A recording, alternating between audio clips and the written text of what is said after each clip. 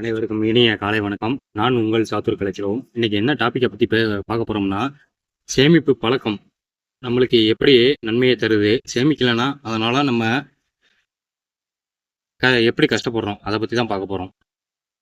மொதல் பாயிண்ட், சேமிப்பு இருந்தால் அவசர நிதி, அதாவது வேலை இழப்பு, மருத்துவ செலவு போன்றவற்றை நம்ம சமாளிக்கலாம். இதே சேமிப்பு இல்லைன்னா அந்த அவசர நிதிக்கு நம்ம கடன் வாங்கும் சூழ்நிலைக்கு ஆட்படுவோம்.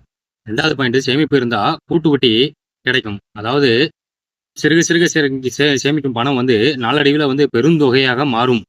சேமிப்பு இல்லைன்னா இந்த நிதி தேவைக்கு நம்ம ஒருத்தர் கடன் கேட்குற நிலைக்கு ஆளாகுவோம். அதிக வட்டி கொடுத்து பணம் வாங்குறத நிலைமைக்கையும் உட்படுவோம். சேமிப்பு இருந்துன்னா மூணாவது பாயிண்ட், கடன் சுமை குறையும்.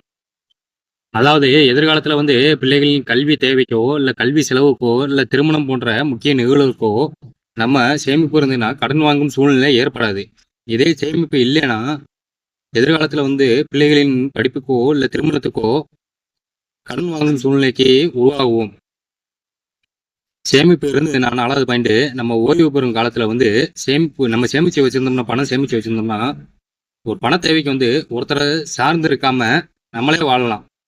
இதே சேமிப்பு இல்லைன்னா என்ன ஆகும், ஓய்வு காலத்தில் நம்மளுக்கு ஒரு பண தேவை ஏற்படும் போது ஒருவரை சார்ந்து இருக்கும் நிலைக்கு நம்ம ஆட்படுவோம்.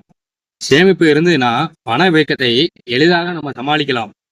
எதிர்கால செலவை எளிதாக நிர்வகிக்க முடியும் சேமிப்பு இருந்தா. சேமிப்பு இல்லைன்னா பண வீக்கத்தை சமாளிக்க முடியாது. சேமிக்காத பணத்தினால வாங்கும் திறன் குறையும். கூட்டு வட்டியின் மிகப்பெரிய பலனை நாம் இழக்க நேரிடும். சேமிப்பு இருந்துன்னா ஆறாவது பாயிண்ட், மனக்கவலை அகலும். அதாவது பிற்காலத்துல பண பற்றாக்குறையினால் ஏற்படும் கஷ்டத்தை பற்றி நம்ம நினைக்க தேவையில்ல. கையில் பணம் இருந்ததுன்னா பண பற்றாக்குறையை ஈஸியாக நம்ம சமாளிக்கலாம். இருக்கிற பணத்தை வச்சு ஈஸியாக சமாளிக்கலாம். இதே சேமிப்பு இல்லைன்னா நிதி சுதந்திரம் தாமதமாகும், மன கவலைகள் ஏற்படும். பணத்துக்காண்டி ஒருத்தட்ட போய் நிற்கிற நிலைமைக்கு ஆட்படுவோம். அதாவது பணத்தை கஷ்டம்னு வரும்போது பணத்தை ஒருத்தட்ட கேட்கும்போது தான் நம்ம இவ்வளோ நாள் யாரை சம்பாதிச்சு வச்சுருக்கோம், யார் நம்ம கூட லாஸ்ட் வரைக்கும் இருப்பாங்க, யாரு இடையிலேயே விட்டு விலகி போவாங்கன்ட்டு தெரியும்.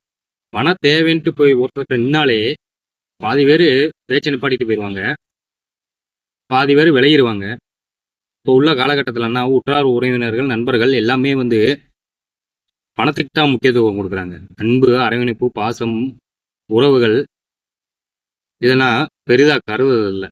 இப்போ உறவினர்கள்ட்டையே பணம் இருந்தால் அவங்களோட அன்பு செலுத்துறாங்க. பணம் இல்லைன்னா அவங்கள வெறுத்து ஒதுக்குறாங்க. எங்க நம்மகிட்ட பணம் கேட்டு வந்துருவானோ அப்படின்ட்டு வெறுத்து ஒதுக்குறாங்க. அதனால சின்ன பிள்ளைகளுக்கு இப்பமே இருந்து சேமிப்பு பழக்கத்தை கற்றுக் கொடுக்கணும். அதாவது அவசர நிதி, கூட்டு வட்டி, கடன் சுமை குறையும், ஓய்வு பெறும் காலத்துல இன்பமாக வாழலாம், பண வீக்கத்தை சமாளிக்கலாம், மன அமைதி பெறலாம் சேமிப்பு இருந்தா. நன்றி, வணக்கம். இந்த தகவல் உங்களுக்கு பிடிச்சிருந்ததுன்னா லைக் பண்ணுங்க, ஷேர் பண்ணுங்க, கமெண்ட் பண்ணுங்க, சப்ஸ்கிரைப் பண்ணுங்க.